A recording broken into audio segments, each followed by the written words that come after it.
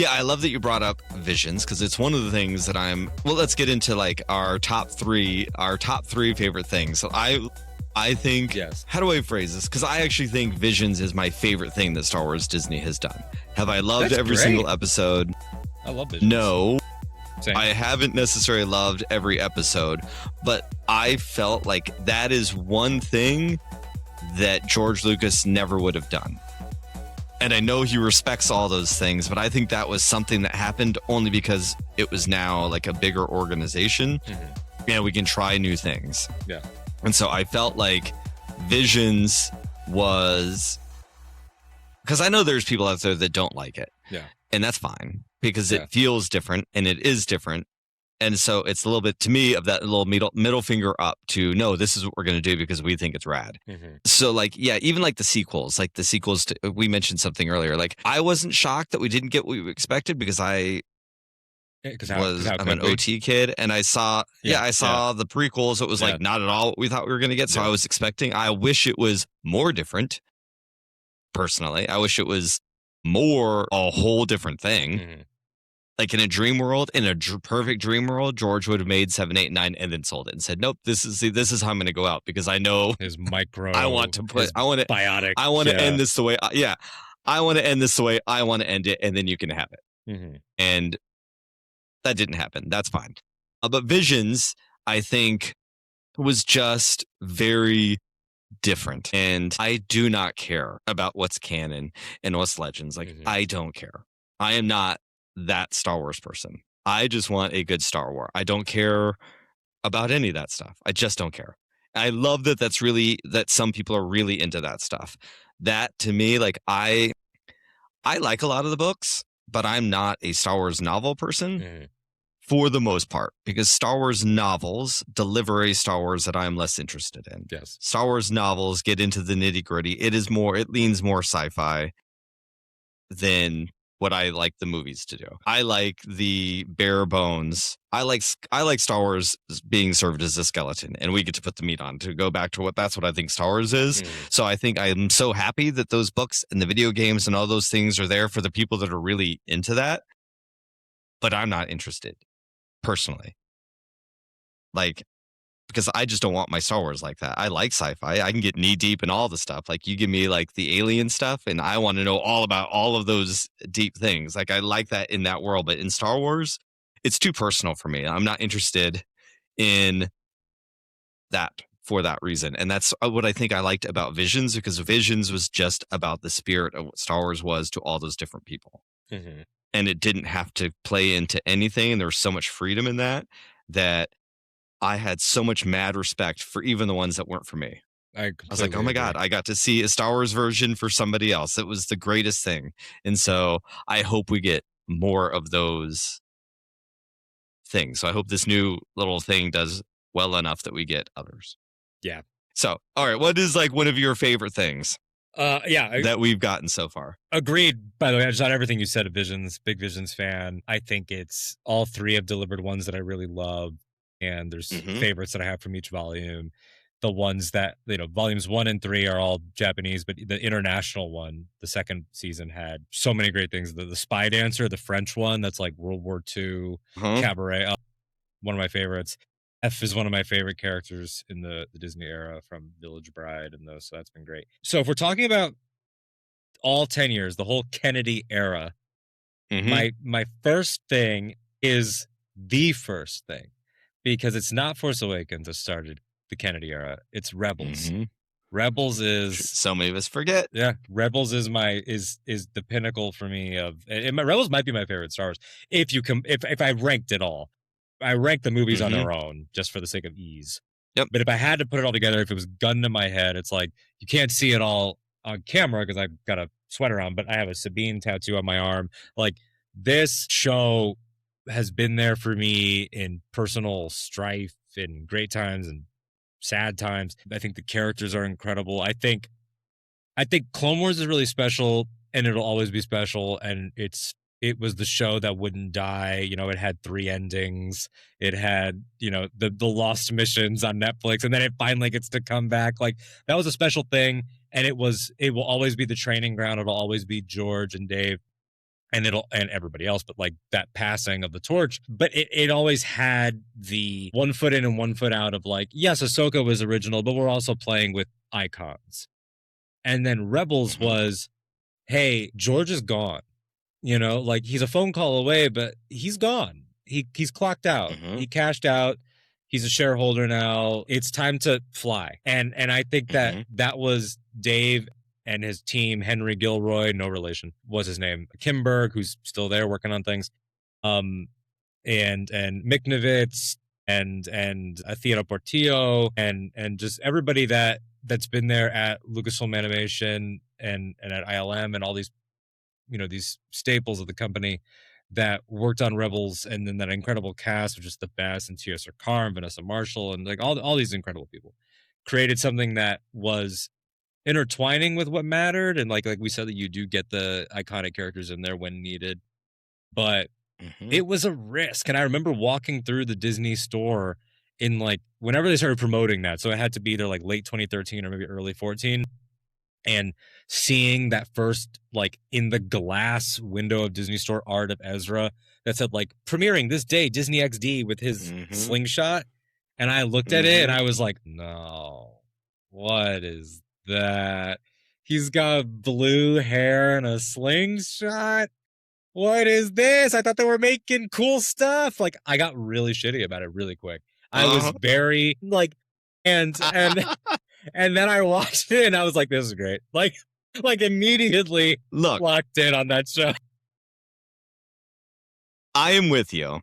And this is one of the things that I love about Star Wars. Yeah.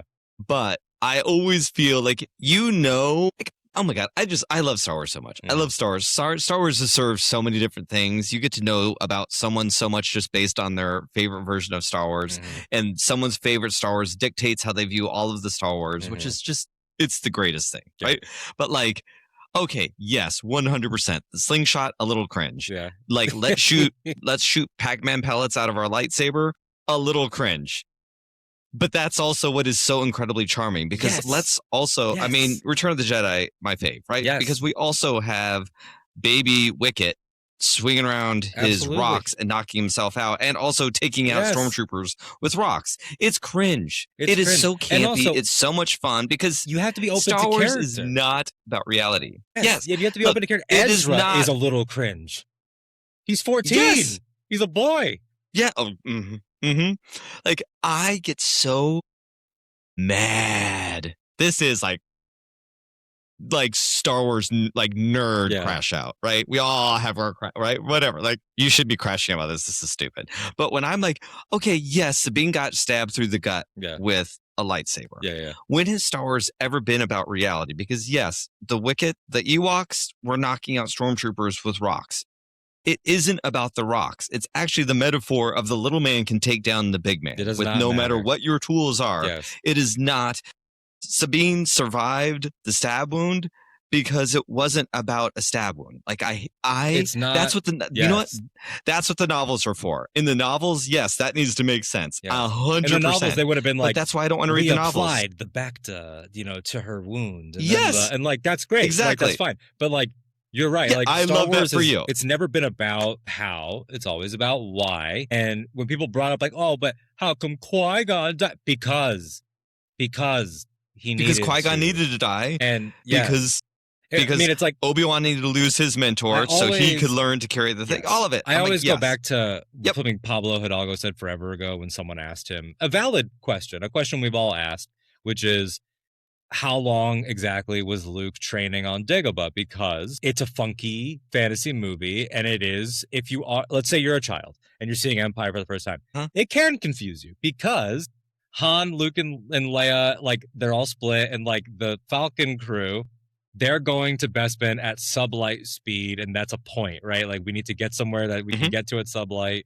But then it really does feel like a Rocky movie is happening on the side of like a rigorous and like how you square those two is really up to you. And so Pablo was like, it moves at the speed of plot. That's how long. How long it takes is how long it needs to. Okay, a lot of our listeners just assuming you're all here eagerly waiting for our little show to come back, like your life has been needing this for the last 2 years, right? Like a lot of our listeners were younger, right? Mm-hmm. Also shocked me. So thank you for young people listening to your gay dad over here, and love it. There was a time before the internet and you didn't have answers to things. Mm-hmm. And we've already talked about at the beginning, we need to nerd out and have a fight about stupid nerd things that don't matter. And we might actually get really mad for a hot minute, and that's fine. One of those fights is how long was he on Dagobah? Was it a few weeks? Was it a year? Was it a few months? We never knew. And you know what I don't ever want to know? Mm-hmm. How long he was on Dagobah. Yeah. Because who cares? And it's also magic. He trained. It's magic. Yes. It could be, yes, but but that's the Star Wars I want. Again, in a novel, you know what it would have done? It would have told you how long he was there. It would have people that read the novels in a cool, nerdy way, like, well, on Dagobah, it's the time is dilated, exactly. So one week of normal time is actually a year of Dagobah time, like. Whatever. Yes. And that's why one thing I love that for those people. One thing I like, and it's a credit to everybody that worked on all 9 of the main movies. I can only speak to the main movies because Solo and Rogue One and Clone Wars movie don't have scenes like this. But all 9 main movies, and I love this because it annoys all the right people, add something to Force lore that cannot be explained. And we've been doing this since the beginning because in 77, the Force is exclusively a belief-based power that allows, just based on Star Wars, it allows in some way focus, we know, because that's how he, lines up the shot. Somehow people can speak to you from beyond the dead. That's basically your representation of it. Yeah. Yeah. A ghost tells you that you can shoot that thing that's no bigger than a womp rat back at a home. Exactly. And to some degree, being able to see with your mind, but even that is not really defined. Mm-hmm. Pulling and pushing is not even until the second movie. Yeah. Yeah, and disappearing when you die. Mm-hmm. Oh, it doesn't even happen until Empire. Then Jedi throws lightning in. Crazy. And then Phantom Menace comes around and introduces, not only does it introduce something with like speed, it also takes away. Because then Qui-Gon dies and doesn't disappear. So then that confused people. And then Clones introduces the idea that Anakin can have visions when he's asleep. That he's dreaming about the future. Then Sith is, of course, Darth Plagueis and like everything else. No, don't forget you can now suck up lightning. You can now absorb. That's true. You can suck it up. You can suck it up with a blade and with your hand. Then Revenge of the Sith is, cheat death and blah, blah, blah. Midichlorians created life, all that stuff that we know about Sith. Then 7 comes around and kind of had been done in other things, but it's the first time in movies you have Rey using psychometry, touching an object, feeling the history. 8 uses force projection, and then 9 was physical objects moving through space. And not once did Star Wars ever stop to be like, well, this is how it's not about that. And and in the Dave era, it never will be. And thank goodness. Rey learned all of those things because there was no Jedi around. And someone had to be able to do something. Yes. So you know what? The Force made it happen right quick. That's what happened. Why is it that complicated? Yes. I get really nerdy about that in what I think is a fun way. Not everyone agrees. But I get really nerdy about that where I think, and this is just like my like philosophical like reading of it. It's not an original thought. Other people think this too. I don't want to say my reading, but my personal reading that I hold is that the Force is somewhat sentient in that, we know it's the living force and the cosmic force, but I think much like how the One Ring in Lord of the Rings does have an agenda and wants things evilly in a dark way, the Force does want to be in balance. The Force is nudging toward light. And you're right. I think that like, and ironically, the only times in Star Wars when the characters really touch into the themes, the few times that the villains are correct is when they are sussing out that they are being reacted to. Like they can identify when there is pushback. Like Snoke says a lot of lies and a lot of manipulations. The one time that he ever tells the truth is when he says, darkness rises and light to meet it. I warned you as your power grew, so was your equal in the light. Snoke could tell we've been effing around and now it's find out. Like it is coming back. And that's why they wanted to snuff out Skywalker. Blah, blah, blah. But I love that Star Wars like makes the argument that I think people that are like newer to it, or maybe just, there is that sect of very like broy guy that just doesn't really understand it. Like there's a misunderstanding that it's this battle between light and dark. It's not a battle between light and dark. Light is natural. It's really more so the story of light having to get fleas off. That's what it is. Like my interpretation yeah. of balance Yeah. is being good. Yeah. So the light side of the Force. Yeah. Which that was even new. Because in Return of the Jedi, there was no light side of the Force. It was the good side. Mm-hmm. There was the dark side and there was the good side. The good. And I miss the good side, because to me, that informed me of what balance was by the time we got to talking about balance in the prequels. Was actually, in this world, it's just doing good. There is no dark side. Balance isn't the gray. It isn't equal balance of both. That in my interpretation, it's just doing the right thing. Mm-hmm. And you are a balanced person when you know that you are doing the right thing. You fought off the temptations. Yes. And you're now choosing to do the good things. That's how we feel. And it's balanced. Not it isn't. We don't feel as a balanced person of going, I'm going to equal part this. I'm going to do some wrong over here. I'm going to steal I'm not Robin Hood. I'm not stealing from the rich to give to the good. Mm-hmm. I don't care who you are. Stealing from the rich is still bad. For me. And it's not just bad, a right? matter of like, be perfect all the time. Like how we tell kids, like, do your best, but like we don't add that like their best will change contextually and circumstantially. 100%. Like, but Star Wars gets that. And Star Wars does get Star that. Wars like, gets you're going to be tempted. Star Wars is saying that's what the redemption is about. Be to me. Good. Like Star Wars is saying at the end of the day, come down on good. Star Wars is not saying you won't falter. And also Star Wars, we talk about contradictions and how it's like this cool, epic, badass, beautiful. Because like, here's the thing about Star Wars too, that pink milk, I'm glad like never shied away from and never will. It would not, certainly not with you still running the asylum. It's like Star Wars is also unabashedly cool and very hot. Like one thing about the Disney era, not for nothing. And I'm speaking as a straight dude here, so feel free to jump in and add to this. Like their casting has been immaculately beautiful. These are some beautiful people that have been throughout this era. I didn't even think about this, so thank you. So I'm going to allow myself, please, an extra one that I'm not going to give you because I'm not a very nice host. Please. One of the things, thank you, Disney, because George never would have done this. George would have made hot ladies. But thank you, Disney, for giving us dude candy, not just girl candy. And actually, there's been more dude candy than girl candy. But a lot of dude candy in Disney Star Wars. I don't want to discount. So I want to save you from some comments. So thank you. I know people are going to jump in and be like, Bryan, what about Harrison? Bryan, what about Ewan? Bryan, what about... I know you know that. But you are right. No. That it's... way more now. You multiple guys per storyline now. It is way more. Harrison was holding it down for a whole generation by himself almost. Look, Harrison Ford was hot. George Lucas did not make him hot. Hayden, I think, was maybe the one. Well, you know what? Yeah. He did give us sexy robe moment. To go back to our old openings where we got to end on sexy robe moment going into the thing, right? Okay, yes, thank you, Disney. Okay, so my number one really is Visions. Yes. However, it's so weird. Like, this is so internet-y talking. Maybe it's people, I don't know. Like, we have to categorize things. We're a hunter-gatherer people, so like we have to categorize everything. Like, Mando, actually, I'm not going to do this. I'm not even going to do that because I don't feel the need to do that. Mandalorian is like my favorite thing. Yes. Because I so fundamentally love Din and Grogu. Yes. I don't love them separate. I don't actually even... They're like C-3PO and R2-D2 to me. Like, they're not two... They are two individual people, but they are one character. And I think Din and Grogu are one character.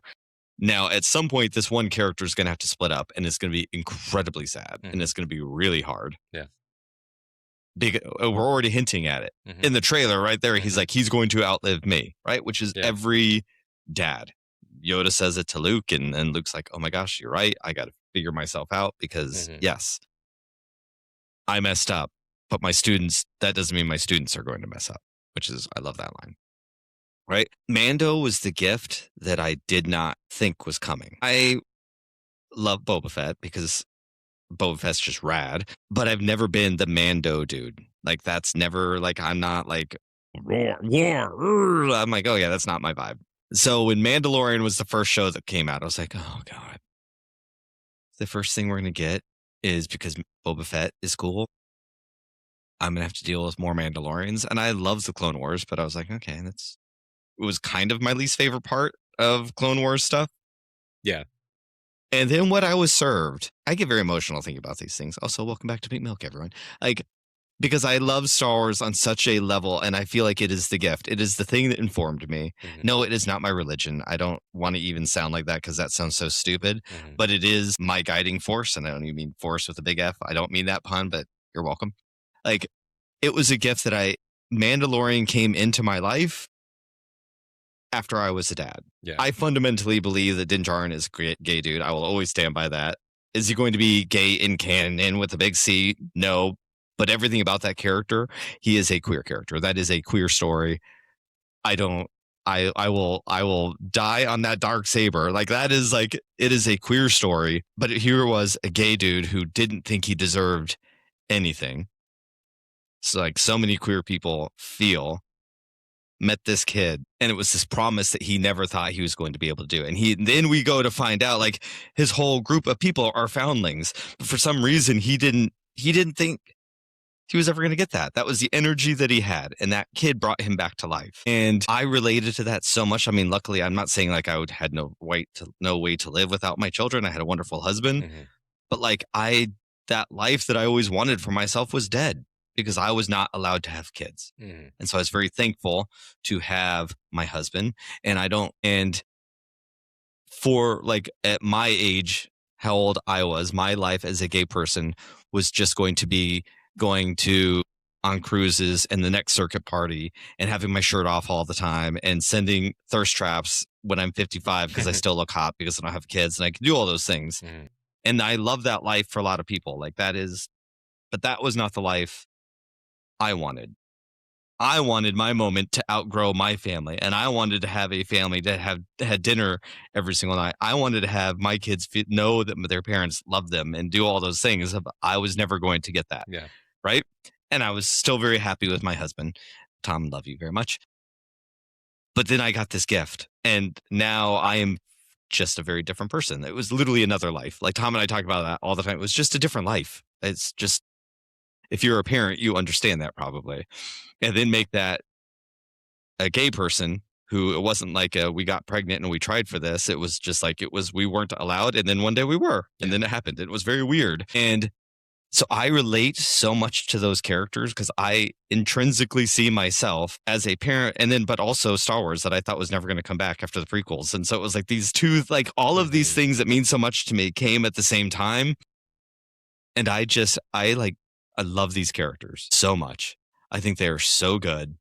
I think as a show, there's been some fumbles and all those kinds of things, but those characters are on the level of an Anakin, of a Luke Skywalker. Like, they are forever. And it was so good. And the Mandalorian, I think, especially season 1 and season 2, like, understood how to give you just enough and not everything. And even the Clone Wars that got deeper, even the Clone Wars still never gave you all of it. Yeah. What the hell is Mortis? We still don't know. No. It makes no sense. Yeah. And thank God it doesn't make sense. But yeah, so the Mando and my Din and Grogu are like, they're there. They're like, it was a gift I never thought I was going to get, especially when I saw the first picture of a Boba Fett knockoff, and I was like, ugh. Yeah, no, I'm right there with you. I mean, I'm so, I didn't list this.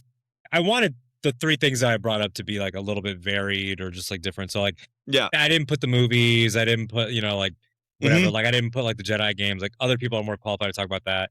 And then in terms of like the movies, it's like, I feel like, and I have such deep love for the Skywalker saga, but as you know how it is, like as a Star Wars podcaster, it's like, throw a rock. It's like there's probably a million hours of the two of us talking about the Skywalker saga online. So I just wanted to throw it to like other things, and I knew you were probably going to bring up Din and Grogu. Din and Grogu, I'm right there with you. Are like, just incredible, life-changing.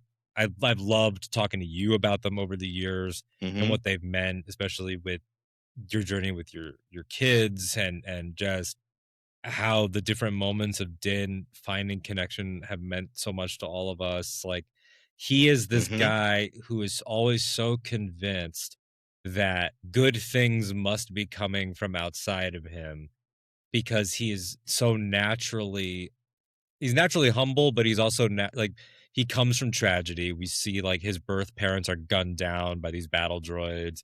He's in so it's like a storm shelter while they're dying outside. Like, he comes from getting everything taken from you, then gets taken in and is told we hide for our safety. And there's a religiosity, of course, to like the fact that you never see well, now you will, and that's going to be part of the story, as Pedro has teased. But like, there's always been a religiosity to like why he and the armorer and Paz and all these people don't show themselves. I cannot wait for my queer person to break free from the church and go, I actually don't have to hide my face. It's to get into wherever you want me to go. I'm so excited. Right it's a gay story. It's a gay story. Well, right when Bo-Katan became their leader, and the armor was like, she walks both ways. I'm like, yeah, like she's about to revolutionize your whole culture, lady. Like, you're about to see a whole other way forward, which also Bo needs so desperately. Bomar, how do we ship Bo-Katan and the armorer together?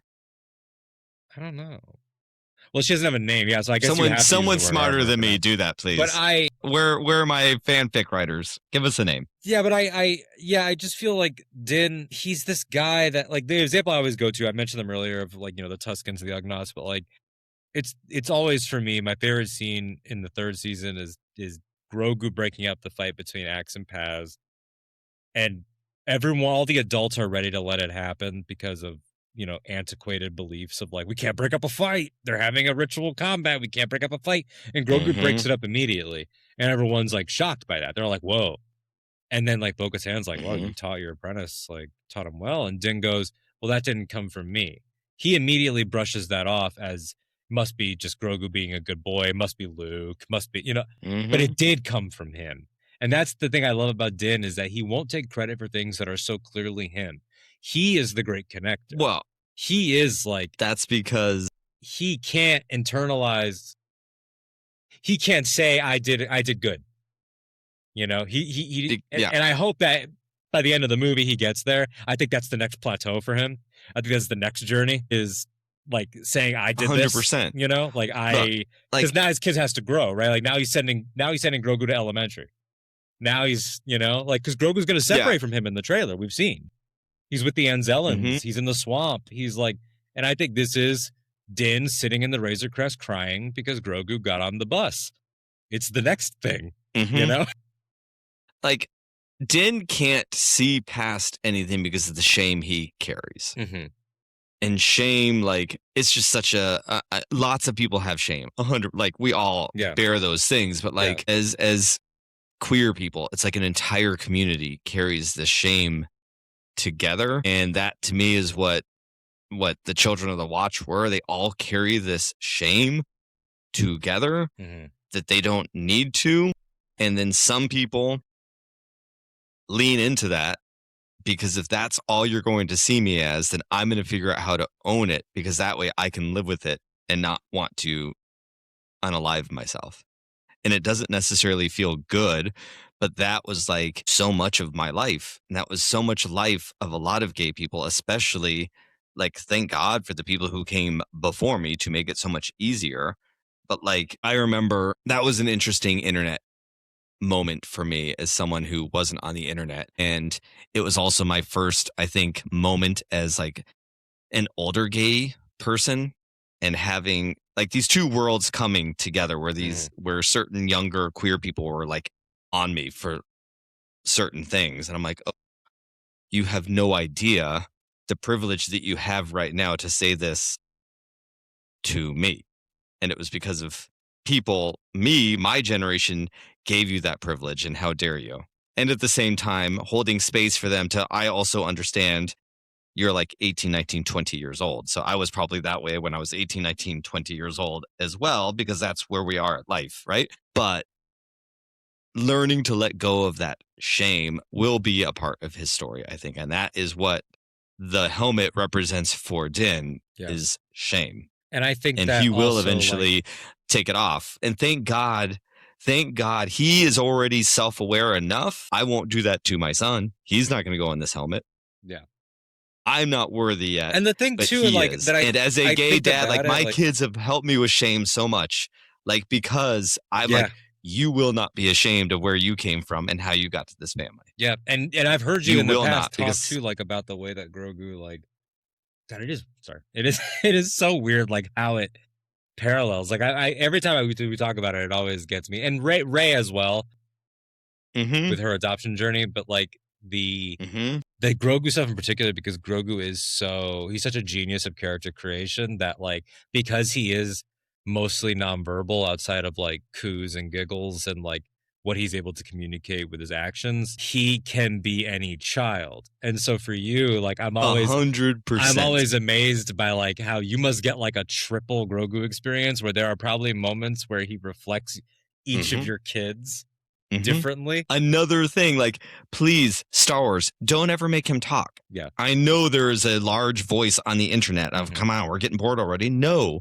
actually, because you just hit the nail on the head. If he talks, then people, and it is, I shouldn't, like, that's not, but like, I don't know, like, I can only relate to him as a parent. Now, I have no other way to relate to Grogu other than being my own kid, right? So, yes, if he talked, it's going to ruin that moment of seeing those three different versions of him. Because now, he sounds like Eli, or he sounds like Michael, or he's Jack, right? Like, yep, that's my oldest. He's the big brother who has all this great wisdom, right? And I don't want that. I don't think anyone wants that. It will ruin. It would be like Chewbacca talking. Unfortunately, right now in Star Wars Disney, Chewie would probably speak basic, and it's a thing that you could never. That is what Dave is speaking to, right? Like creating undue burdens and creating undue pressure. Like that's a thing where it's like, let's say you pulled that trigger. You could not put 100 people in a room together and come up with a voice that satisfies even that, let alone millions and millions and millions and millions of people. So it's like, that feels impossible. But to your point about masks, like the thing that I love about Where We Leave Him, and where I disagree with a lot of our fellow fans, and I'm sure you've heard this too, is people say, like, there are people that are hating on the movie because they want to be haters, fine. There are people that are hating on the movie because they think that if it's not as serious as Andor, then it's not valid, whatever. Go with God. That's your journey. But like the I love a sassy go with God. Also, what? Please, Star Wars, don't ever put God back in Star Wars, because when she said Godspeed or whatever, pulled me out of that movie so fast. I never thought about that. I never thought about that. Oh my God. You said that just now. I hate it. Really? Oh my God, I hate it so much. Does it bother you? I don't use that word very often, but I hate it. Does it bother you when, like, I hate it? And I'm not saying this to gotcha you, but I'm just curious if it's the same. Does it bother you when Han says hell in Empire? Yes. So it's the same thing. Okay. Because that's what made me kind of accept it, was being like, well, I guess I accepted that there's a hell. There's some I hate it there too, because it's too too real world. It's too real world. That's how I feel. So anyways, I'm sorry. Completely. Oh no, it's fine. For me, that's Finn saying boyfriend. Boyfriend throws me out of that movie. 100. I'm like, huh? They have boyfriends like that. 100%. Yeah. But anyway. Yep. What I love about Where We Leave Them, and I think a lot of people, the good faith thing that I do hear, and I get it, is, well, didn't it feel like the story was over at the end of season 3? Like they do the Warner Brothers style, fade out to circle around Grogu, feed up, new house, new job. Like, and I get those people. And you know what? If they never buy a ticket to this and they never see it, which by the way, they're all going. Everyone's saying they're not going, they're going. But like just like they're going. Just like you all went right back to Disney when like regardless of what's his name got his job back, you're going to go back to Disney Plus when your show came out. Because don't even pirating things. Don't even get me started, Bryan. Pirating things is too difficult. Don't even get me started. So get off your high horse and just be honest and say, you know what? I've said it before. If Jimmy Kimmel was the thing that got you finally radicalized for the revolution, then you were not actually radicalized for the revolution. But the thing that I love about where we left them is that like yes, you will get what you loved about them in the 3 seasons, but it is a different purpose in that they are fundamentally now aligned with good, what we consider to be good, the New Republic. Mm-hmm. He wants to focus his skills. He has officially adopted Grogu, which he had not in the 3 seasons. Mm-hmm. That is his literal son now, codified within their law, within their faith, whatever their song is. Grogu has his own journeys to do. Like, there's all that's different. But what I like is that Din, to me, if you had to pluck a like other big iconic character to compare him to in terms of that side, there's a lot that and he's on the mind because he's also on Disney Plus right now, is Daredevil. In that Daredevil is constantly trying to reconcile the fact that he's a Catholic with the fact that he beats people's ass and has a lot of sexual relationships. Absolutely out of wedlock, always tortured, all this guilt. And with Din, he has to accept that what saved him, and it did, and what has, like, because the thing about the Children of the Watch is that, like, they're this weird splinter that is the way they are because they've had to survive, and they're not wrong. They did survive a genocide, and like it's awful, and we saw that the planet got glassed, like we know, but they're not liars. They're fundamentalists, but they're not liars. When they say we're about the children and we protect people and we'll always be there, they are. They do show up for Ragnar Vizsla. They fight the pirates. They save the day. Like, and for Din, I get why he's like, I can't leave because then does that make me not about? And I think for him, he has to, like what you're saying about the mask. Like, what I hope for him is what I hope for all people that have something that they believed and then have a next generation, which is synthesizing what was with what is. And whether that's following Bo or not and like following her example, I hope he gets to a place where he's like, I want my son to see that this mattered to me, but that nothing matters more than he matters to me. And what I hope is that maybe he does start this movie like, yeah, I'm redeemed. I got my helmet. I got my son. He's my apprentice now. And then maybe this hut situation or whatever, as we see, his mask does get yanked off. Maybe this is the adventure that'll make him say, like, yeah, my faith does matter to me, but I would rather never put it back on than let you mother effers have him. Like that type of thing, you know? Like, I think he's at a breakthrough. Love this. So let's go to speculation station for a second because there's not enough Star Wars speculation anymore because stupid gotcha internet, right? Yeah. But I love speculation station. Star Wars is all about speculating. It makes it fun. Okay, let's say, because yes, I'm here for this, right? I'm here for Rada ripping his helmet off, right? It is like a queer person being outed by someone else. The greatest fear in front of all of these people, because again, I'm sorry, everyone, like there is no debate. Din Djarin is gay. Like I've always said this. That is not, it is a fact. That is not a discussion, is not my opinion. And the evidence is mounting. I will say, as time goes on, the evidence is mounting. And by the end of this movie, it will be there. But yes, like he was outed now. So, okay, my biggest fear happened. And the thing that I already thought that I fixed. So what do I do from here? Because I thought that I fixed it. So what do I do from here? Yeah. Yep. Like, yes, I'm with you. And I'm just going to add one caveat to he's going to say, you know what? Because there is something to the fact, like, and I love what you said too about Children of the Watch. They do care about those kids, right? Okay, in the real world, shoving a helmet on a kid is wrong. In Star Wars, that does not exist. Yes. Yeah. Do I think the Jedi are evil because of what they do to the things? Yes. But in the world of Star Wars, in the galaxy, the Jedi are the good guys. They are not bad guys. Let's not open this to debate. I love the debate. I've had many a conversation on the Jedi. Yes. But in the galaxy, they are the good guys. Yes. Like they are good. And they do what they do for kids because it is the right thing for those kids. Right. And I will say, like the Tales of the Jedi, like Ahsoka's grandma talking about why they're letting Ahsoka go is really wonderful. It was a really, really beautiful way. And also, that's I don't mean to cut you off, Brian, but right? like that's important too to caveat is that like nerds, of which we are both nerds. So I'm not. I take some of this too. Nerds have a hard time accepting that the people in the thing will not always agree, not just with the viewer, but also with each other, and also with the premise of the thing.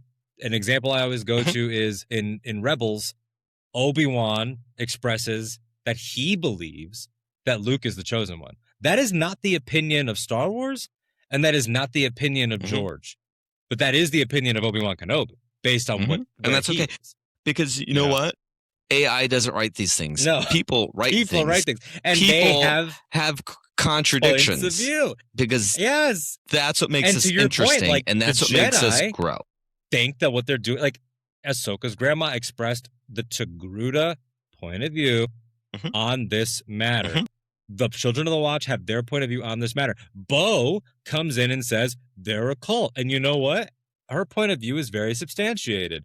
But they could, they didn't, and they should have, thrown right back at her, you were a murderous terrorist in the war, and then we gave you a chance. And I think that fans get uncomfortable when the narrative is messy, but a messy narrative is good drama.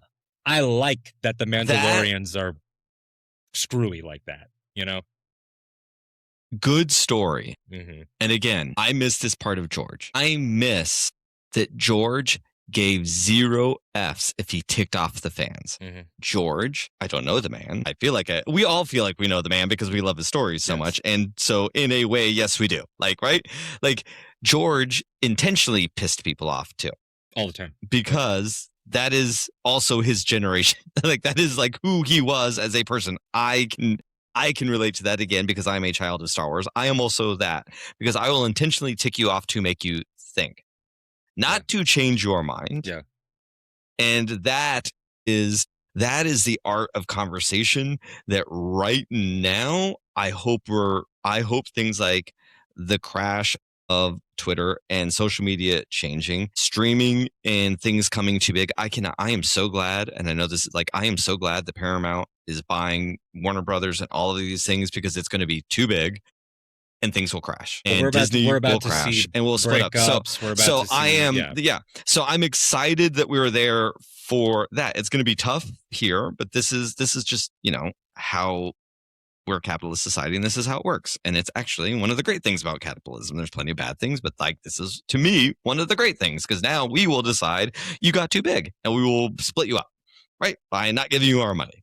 And that will happen. I think George CBS intentionally ticks people off at the time we're recording this, you know, like it's like 100%. George will tick people off not to change your mind. I don't think George is interested remotely in people like him. I don't think Star Wars is interested in people necessarily agreeing. I think Star Wars is interested in having a conversation.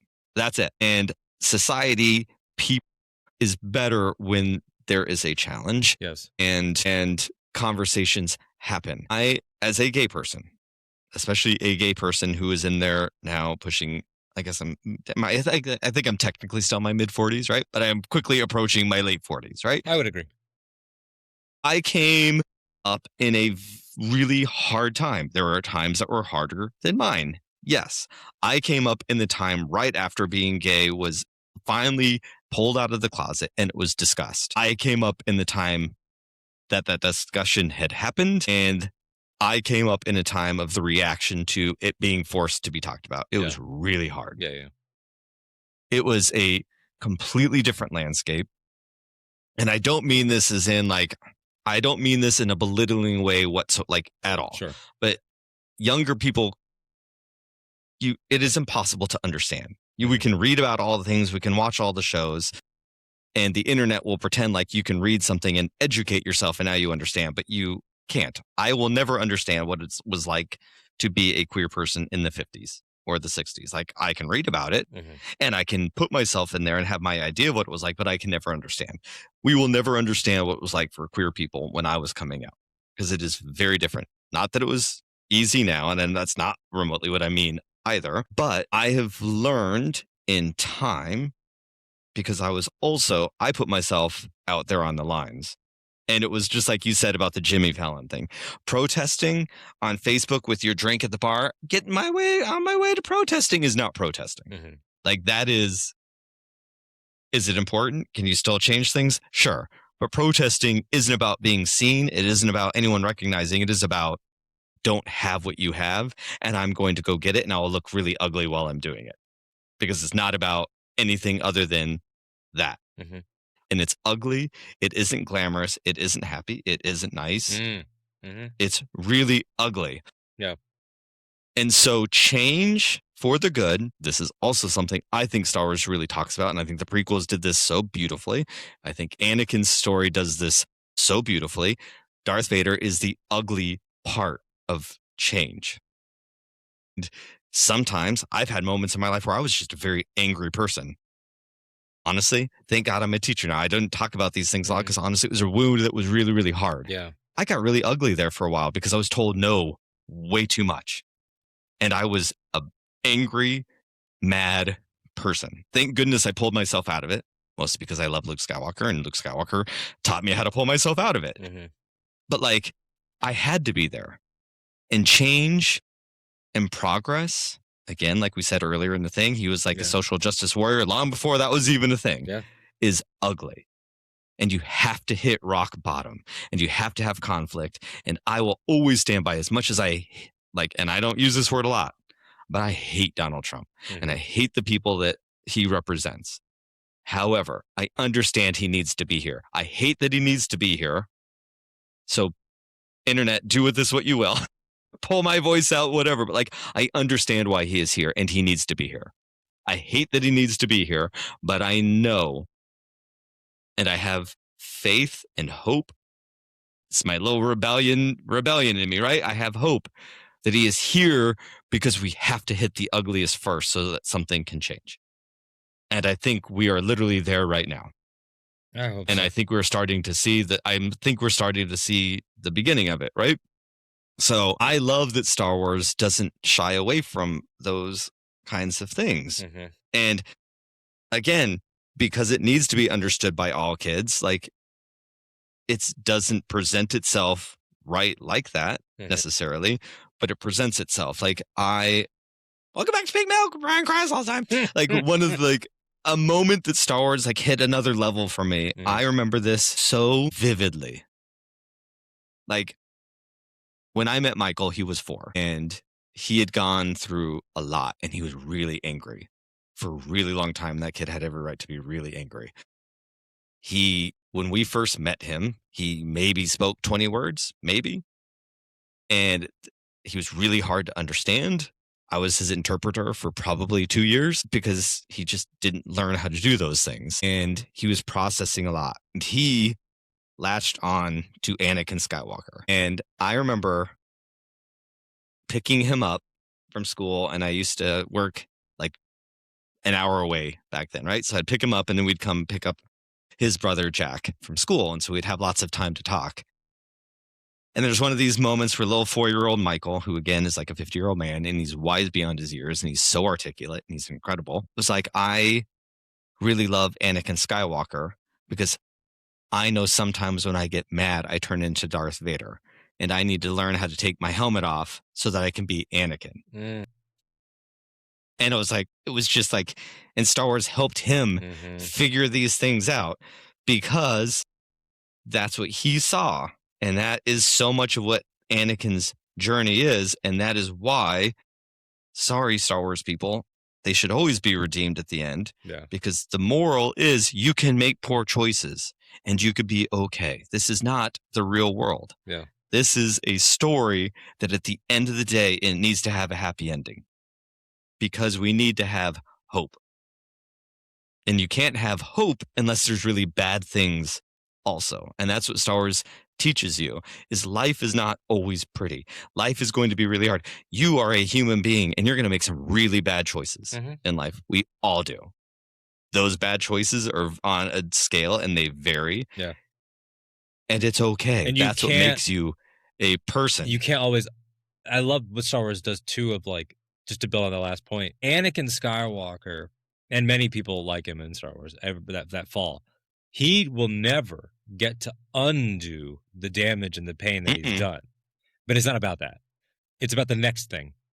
And you know, it's Frozen 2. It's the next right thing. You know, it's that amazing moment of her. Like, that's what I love, is that, like, it's not he doesn't get to bring back the people that he betrayed by casting down the Emperor to help his son, but he does get to make sure that his son gets to stick around. And like that it does, and it's not about does one life equal others. It's what is the last note of your life gonna be? Like, Luke will figure out Luke. Like, and you know, Luke will get to make sure that lives get saved. You know, and like when the bill comes due, the universe will decide for you, and it does decide for Anakin, and he does get to carry on, and we see him now. How crazy it is to know that we have an ongoing Anakin Skywalker storyline right now, which is bananas. That Hayden is in something that comes out this year, which is nuts. But like, that character does get to go on, but it's not about undoing, you know, like that's, you know, we talked about Rebels already. We've talked about Mandalorian and Grogu already. Din has made a lot of mistakes. Sabine, I mean, my God, Sabine created a weapon that hurt a lot of people when she was a girl, and she didn't know what she was doing, and she carried that into her, you know, young womanhood. And it isn't until the third season that she breaks down and she's like, it's all because of me. Like, I hate me. And it's Kanan and her friends that pick her up and are like, okay, but what's next? Like, we still love you. Like, there's nothing that what you're telling us right now is not making us push you away. You're good. You're gonna have to accept this love. Like, and that's what pushes her on, you know? I love that you brought Sabine up, actually, too, because I think another thing that Star Wars does, because Anakin's a kid too. You know, Anakin was a kid when all that stuff happened. Yeah. Not a kid, but he was a kid. Just because they're kids, like, they didn't ever really like say, it's okay, Sabine, you were a kid, you didn't know any better. Like, kids can still do really bad things. Yes, they don't. And just because you're a kid doesn't necessarily make it an excuse. Yes. There's no excuses for what you did, but maybe that's what the balance is. Maybe that's the balance of, like, you can still be a good person and live with these bad things that happened. And being a good person now, like you just said, it was beautiful. It doesn't erase the bad things. Two things can exist at the same time. Yeah. And maybe we became really good people because we made those bad choices. At the end of the day, what kind of person would we be if we didn't make bad choices? Andor, despite being the most removed from the magic of it all, intentionally so, has, I think, one of the most magical lines in it that applies to all Star Wars. And it's at the end of season 1 when Cassian goes back to save Bix, and, you know, the funeral procession is happening, and he doesn't make it home in time to see his mom. You know, his mom's already dead, and he knows that. He finds that out on the beach. So he knows he's going home and she's gone. And when he sees Brasso relays her parting words that are the private parting words, not the ones from the speech that are going on. And it's, tell him that I love him more than anything he could ever do wrong, which is basically like turning the camera to the audience and being like, Star Wars. Like, it is exactly that. I wrote down, we're just rambling at this point, but like, I also wrote down a show that I thought really slept on, that I love, but I've talked about a lot. Also part of the Disney Plus era, which is Skeleton Crew, which was so contained. But what I love about Skeleton Crew, in terms of what we're talking about, is that most of the Disney Plus era Star Wars shows, Kenobi, Mando, Book of Boba Fett, Ahsoka, Andor too, but like Cassian is supposed to. Andor's a weird case where Diego is clearly a man of his 40s, but he's playing a man in his 20s. So like, I'll put that in its own thing. But the most of these stories are, you know, Star Wars traditionally is about growing up. Luke and Leia are 19, Rey is 19, Anakin is 19 when the Clone Wars starts, Ezra is a teenager, Cal Kestis is a teenager, etc. But these shows came along and said, okay, but what about midlife? And midlife is very different. Din and Ahsoka at this point, and Boba Fett, and Kenobi, these are people that already had lived a lot that are saying, okay, but now what? Do I still have to be what I was? But then you have Skeleton Crew, which is an even more defined specific zone, which is the clash between the two. because the 4 are our youngest Star Wars protagonists in that they are Spielberg kids. Very clearly, that's what they are for the genre. But then our middle-aged lead in Jod is also, he's facing the same challenges that Din and all these other midlife 40-somethings are having, but he's having an identity crisis. Like, Din finds fatherhood, Boba Fett finds community, Ahsoka finds the will to live and a new purpose, Kenobi finds hope for the future. But Jod is this man who we know only ever got to taste the life that he might have had. He got to know the love of a Jedi for a hot minute before that Jedi was killed in front of him. And then he is this 40-something-year-old man, which I do think is a little bit meta, telling these kids, you're stupid, you don't know what you're talking about, the galaxy is dark, there's only a few pinpricks of light, you don't get it, I'll kill you, I'll cut down your parents, blah, blah. And he's doing all these things, and it's all a lie. And the brilliance for me is that the kids know it's a lie. They don't buy it. They don't buy that he'll actually do that to their parents. They don't believe it because they've seen who he really is. They've seen him laugh. They've had adventures with him. They know that this is a tantrum and that it's a performance. And if you need even more proof of that, the extra icing on it is that this is the only Star Wars character ever that not once do we ever find out what his actual name is. This guy's identity crisis is so deep that Jod is what we have been, we've accepted, we call him, because it's the name he uses the most, but we don't know that that's his name. He has like 6 or 7 names throughout the show. Jod Nanawood, Captain Silvo, Crimson Jack, Gorium Orlox, like Dash Zentin. There's a few more. And he also goes from helmet on when the show starts with a brown coat. Then he has the outfit that he wears with the kids. But then at the end, it's a combination of both. At his most erratic, when he's going full on, I don't know what to do. And then you find out that it's just what he says to the pirates is, I'm hungry. This is a poor child who never dealt with anything. And he's not healing like our other middle-aged characters is. He's freaking out. And my favorite part of the whole arc is right at the end when the kids beat him. When they get in the elevator to leave the tower as everything's exploding, Wim calls out to Jod, despite everything that Jod just did to him. And Jod turns and kind of looks at him. And that's Jod's redemption. Like, Jod, even if we never got even if we never get a follow-up on that, and I hope we do, even if we never did, though, Jod is a character his force power is very limited. He's not a Jedi. He's not a Darksider. He's just a guy who can do it. But he made some horrible choices at the end. He betrayed the viewer after spending a half a season with him.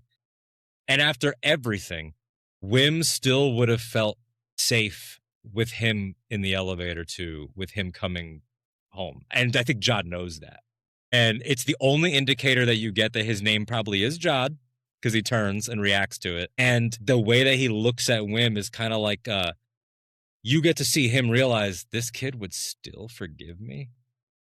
Like, he didn't believe my speech about everything is bad. And then I think about Fern, who is the cynical kid, who's been this pissed off, I hate my mom. Like, doesn't say that, but like, that's the archetype, you know, like, my mom is a teacher, like, she sucks. Like, she comes home, and when her mom is the most fearful, she says, Mom, this is where I get really emotional. I cried when she said this line. She goes, everywhere we went, even in the worst places, there were good people too. And I just, like, because it was after the election and everything, of course, I was like in a raw place. And I was just like, we are going to be okay as long as there's always that next punk that doesn't believe the cynical adult that tells them everything sucks. And we need that. Like, Jod is Gen X saying, they ruined Star Wars for me, don't you understand? And then you have Fern and Wim that are standing there saying, we don't believe you, man, and we forgive you. And that is so, like... Well, that's great.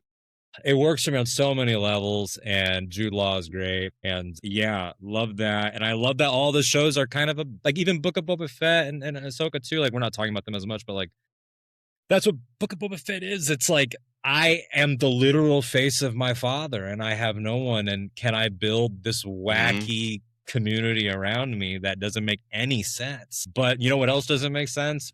Being a clone of your father doesn't make sense either. And he is. So it's like, you know, I love when they just lean right into the weirdness of it. So. Yep. Oh my God, I just love everything you said about Skeleton Crew because it's on my list of blows. That's what's so amazing about kids in general. And that's where, to circle back to the very beginning, like it's not nostalgia. There's a part that we get older. Like I think all of us miss that ability to see people for who they are. And no matter what you like, words mean less than feelings do when you're a kid. Yes. The way you make a kid feel is what they're responding to. Yes. As we get older, your words mean more than how you make me feel. And there's a fundamental flaw in that. We pay more attention to what you said than what your intention was and how you're making me feel. You can have someone who is your friend for a long time. You have all these wonderful memories. And you know what? They had a bad day. The wrong election happened and we're in a bad spot. And we say something really awful. And that's not excusing that awful thing. But all of a sudden we forgot about all the things you made me feel. And then we don't think about, we listen to your words instead of, oh my God, how are you feeling right now? Yeah, we don't know how to reconcile because that's not them. you. And I think the show handles that, I think, so well, because it's like, when he turns on the kids, it's really visceral and he's really mean. And especially to Wim, because Wim is like kind of the main, like, hopeful one. He's like the one that wants to be a hero the most. Like, and he's like, and he even says, he goes, especially you, you know, like you're like, he's so mean. And the kids are scared. But what I love is that, like, he's saying, I'll kill your parents if you get out of line. He's scaring, like, putting the lightsaber in their face. But in the same scene, without saying anything, when the little mouse walks by, he gently moves the mouse out of the way with his foot. And he's betraying his true character in that moment. Like, he is like, and like, he's threatening these kids, but the kids know, you saved us on that planet when you could have left us. You came back with the Eopies and you saved us. Like, kids do, to your point, obviously you're a parent and a teacher, so you see this full, like, from every angle. Like, there's something beautiful about it, and it's very much in Grogu as well, and in all the kids in Clone Wars, and you know, in young Ezra. Like, they don't really, the performances don't work on them because they're like, there's clay that isn't solidified yet, so it's like they don't really see, like, they don't see, like, that's why kids, you know, there's that I don't know the exact wording, but like it's that Carl Sagan quote about, like, you walk into a classroom full of younger kids and it's a classroom full of scientists, like, they ask amazing questions, like, why are there clouds? Like, how do the colors work, you know? But then you go into, like, a classroom full of 12th graders and there's no curiosity left. And that's why the 100%. The kids in this are like, yeah, well, we're gonna win. Well, why are we gonna win? Because we have to win. Like, because we have to try. Like, you know, whereas an adult, you know, the kids in Skeleton Crew are more willing to challenge this pirate that could kill their parents than Jyn Erso is willing to challenge the Empire at the beginning of Rogue. Like, it's an adult that'll keep their head down. It's an adult that's like, this is just the way it is. Like, that's learned. That's really learned. And we've all been there. Like, obviously, we're not going to get into your personal business on air, but like, you and I talked about jobs and stuff off air, and like, to be in a job that you hate, you get to that point where you start to accept it. And that's adulthood. You accept that you hate it. And you know you do. And the people that you love know you do. And you all accept it. Until, and then reality hits, and sometimes, well, we need this. But then you ask a child, and the child's like, really sucks. Why don't you quit? Why don't you get something new? Fine. Yep, we'll be fine. Yeah. Yep, 100%. Yeah. Yep. I think, I love that. That was so deep and wonderful. For my number 3, I'm going to be contradictory, as we said. AI did not write this. We are people, so we are contradictory. I think Andor and Rogue One are in my top. Not because, but they're also towards the bottom, because while I recognize that both are so good, I don't know if they're what I like about Star Wars. They're incredible shows. They're written beautifully. The characters are wonderful. But I don't know if that's the Star Wars I'm interested in. However, but I'm putting them in the top because every single Star Wars thing needs to look like Rogue One and Andor. Like, Andor, they it look looks so beautiful. The Andor sets are so beautiful. good. Like, one of my favorite Star Wars things ever is just the way the Star Destroyers look in Rogue One. They still look like a model, like coming but they out of look the shadow. so good. Oh, it's so nice. Just even just sitting there in front of, like, it's just, I love, they look so good. They look like Star Wars in a way that nothing else looks like Star Wars. We are about to prove, I miss that. We're about to prove that sexuality and gender and interest and masculinity and none of that shit applies to Star Wars, because here we are on Pink Milk with the gay host saying, you know what, I love the Star Destroyers. And then you have the straight guest who, in my mind, the very first thing I thought was, you know what I love? Mon Mothma's apartment. Mon Mothma's apartment. Yes. The decor of that apartment. And the fact that you went Star Destroyer and I went decor, I was just like, oh, that's I love Star Wars. Uh-huh. So good. Funny. So good. And both are true. I mean, yeah, like the sets. And it's so sad that, like, as promoting Andor season 2, like, while it was being promoted, Tony Goa's out there like, yeah, it looks beautiful. It'll never happen again, but it looks beautiful because, God, the money they spent. And who knows, maybe now that's, if they're like, hey, we can't have a show that looks that way, but we'll have a movie that look like whatever, great. But, like, it is a marvel of the streaming era, and it feels almost like stunning. Yeah, the Aldani, the eye, the way the Death Star looks in Rogue. I feel you though on, like, the flavors thing too. And it's almost like, I don't know, this would be, for you to decide, or whatever food you want the listeners to just, like, everybody has a version of this, but, like, it's like I can acknowledge that steak, that a well-made steak, not a well-done steak, a well-made steak is wonderful and beautiful and awesome and a good meal, but it's like, I'm not having that every day. Like, that's almost how I feel about Andor. Like, Andor to me is like, Andor to me, and I say this with love for all Star Wars, there is to me Star Wars that I consider to be Star Wars easy listening, and then there's what I consider to be like Star Wars symphonic classical. Like, Solo to me is exactly what it should be. Solo is Bon Jovi. Solo is Journey. Solo is Poison. Like, I could throw on Solo. I cannot throw on Andor, The Last Jedi, Revenge of the Sith. I cannot throw those on casually, If Solo was designed to be a one movie, it would probably be my favorite Star Wars. And I am not a Han Solo dude, but that Solo to me understands what Star Wars is on a level that a lot of other things didn't. It is, but I also, as the movies go, Return of the Jedi and Attack of the Clones are my favorite of Star Wars, which I know by a lot of Star Wars fans' perspectives, they're sometimes towards the bottom because they're the most campy. They're the most unlike anything else. They're the most, like, 3 separate adventures in each movie.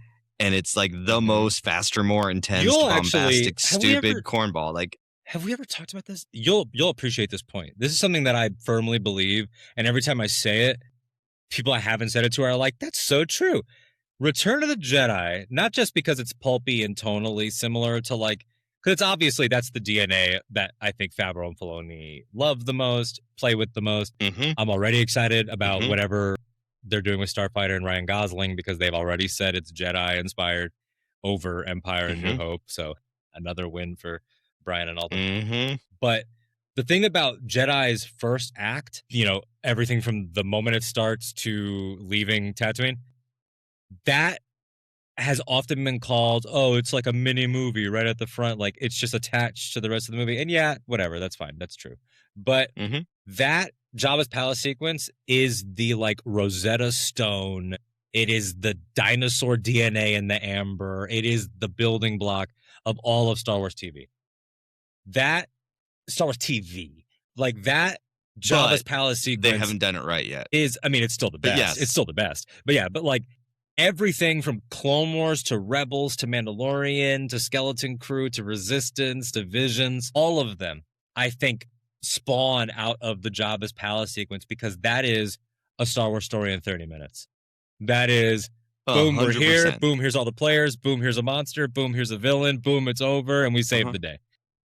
That's a movie. And you know what else is so incredibly important to that movie that Star Wars Disney has completely 100% lost? And it is like to me, monumental failure. Not a flaw, a failure. The Chanel boots?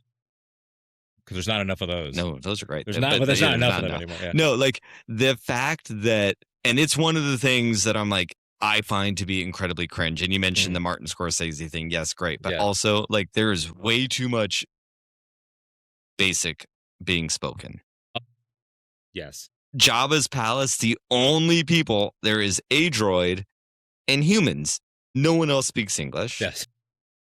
C-3PO was a fundamental character because he's a translator. He could translate for people. Yeah. Like, it makes, to me, too much. It's ruining the galaxy and all these people coming together with everyone. Like, I'm sorry, I hate that Rey can understand BB-8. I hate it. And this isn't like she can do everything. Like, I don't care about that part. Like, you know what she would probably actually have, because of the fact that she is a scavenger and clearly goes and does all these things? She would either have a droid herself that could interpret different languages, because she's going to be, searching for all these different things. Like, I'm cool with her understanding whatever language the alien was speaking, because in my mind, let's just say it's speaking Jacuese. Yeah, like that's fine. She lives there. I'm good with that. But like, everyone just speaks English and everyone understands everybody. And to your point, on the flip, that's why it's a cool moment when Finn is like, you can understand that thing, and Han's like, yeah, and it can understand you too. Like, I like that. I like that, because that is people that are clearly from different walks of life in different places. Like, that's and I think, to your point, I think it's a very modern, and it's not even a Lucasfilm thing. I think it's an industry problem. I think, and I want to be very clear. This is not like just for anyone listening, this is not an insider information. This is not a scoop. This is not true. It's just a theory. But I think, because we know for a fact that Netflix tells its creatives, hey, it'd be great if you can get an action scene early. Hey, it would be great if you could have them repeat a couple things a few times. Like, because we know that's happening, it wouldn't surprise me if somebody on the producerial end is like, could we have audiences read a few less subtitles? Could we? And I don't like that, because I think that like, part of the beauty of the OT, and part of the beauty, I would also say, of like Peter Jackson's Lord of the Rings, is that when the characters do switch into speaking a different language, like you're saying, it makes the world feel fuller. It's like, yeah, you could have a great story either way. It's not a problem. It's not a story issue, but it's like, it's a richness issue. Like, it's like we're gonna have Rada, and I'm super excited for Rada, but we already know that it's a basic Huttese hybrid, and it's like, okay, it's like, all right, well, no, it would have been cooler if it was not a hybrid. It would have been cooler if it was all Huttese. Like, it's just, we just know that it would have been cooler. And if you think like, oh, but audiences won't, really, because it's 2026 and people are still going, ooh, Jabba, Jabba. Like, people are still doing Jabba shit all the time. Because if it's written well, you don't even have to read it. Yeah. To have a good idea of what they're saying. A child can watch Jedi. Might not have. Yes. A child watches Jedi and understands, even if they don't understand like the money or like anything like that, they'll know like, he's giving them to the monster. Like, they get that, he's he has them and they're going to monster. That's it. Yep. Yeah. It just, I really like it. Really, I mean, I noticed it the most in Solo, because I genuinely love Solo. Me too. Love it. But But Lady Proxima was so amazing looking. Mm-hmm. Like, I love that character. Everything about it. I'm like, oh my God, there's this weird worm thing that is like albino because it can't see the light for whatever reason. Yeah. And she's coming out of this water puddle. Like, it's just so weird. And then you sound like a librarian. And it really, like, no. For me, I was like, oh, just speak whatever language and then have Han understand you. Again, that would be fine. He's lived there for a long time. It would make sense that you would understand. And then, what's his name? Not Maduk or Modular or whatever. They're speaking other languages. Yeah. Malik. Yeah. They're speaking other, like, God, I hated it. Hate it. Yeah. I'm all right. with you.